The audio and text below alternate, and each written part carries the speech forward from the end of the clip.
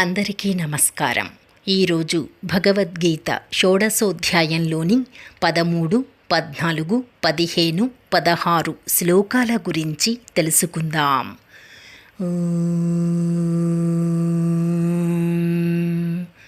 శ్రీకృష్ణ పరబ్రహ్మణే నమః. శ్రీమద్భగవద్గీత అథ షోడశోధ్యాయః. దైవాసురసంపద్విభాగయోగః. శ్రీభగవానువాచ ఇదమద్య మయా లబ్ధం ఇమం ప్రాప్స్యే మనోరథం ఇదమస్తిదమపి మే భవిష్యతి పునర్ధనం. అసౌ మయా హతః శత్రుః హనిష్యే చాపరానపి ఈశ్వరోహమహం భోగి సిద్ధోహం బలవాన్ సుఖీ. ఆఢ్యోభిజనవానస్మి కోన్యోస్తి సదృశో మయా యక్ష్యే దాస్యామి మోదిష్య ఇత్యజ్ఞానవిమోహితాః.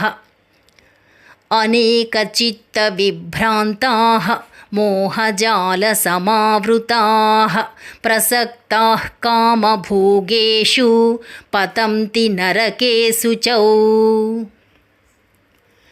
ఈవేళ నాకిది లభించింది, ఇక ఈ కోరిక నెరవేరుతుంది. నాకింత ఆస్తి ఉంది, మరింత సంపాదించబోతున్నాను. ఈ శత్రువును చంపేశాను, మిగిలిన శత్రువులను కూడా సంహరిస్తాను. నేను ప్రభువును, సుఖభోగిని, తలపెట్టిన పని సాధించే సమర్థుణ్ణి, బలవంతుణ్ణి, సుఖవంతుణ్ణి. నేను డబ్బున్నవాణ్ణి, ఉన్నత వంశంలో ఉద్భవించాను. నాకు సాటి అయిన వాడెవడూ లేడు.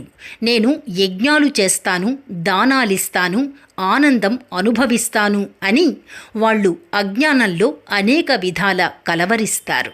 మోహవశులైన ఆ అసుర స్వభావం కలిగిన వాళ్ళు నిరంతరం కామభోగాలలోనే చిక్కుకుని చివరకు ఘోర నరకాల పాలవుతారు.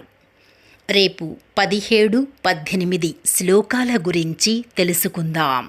డిస్క్రిప్షన్లో శ్లోకం, భావం కూడా ఉంటాయి, చూస్తూ వినవచ్చు. శ్రీకృష్ణార్పణమస్తు.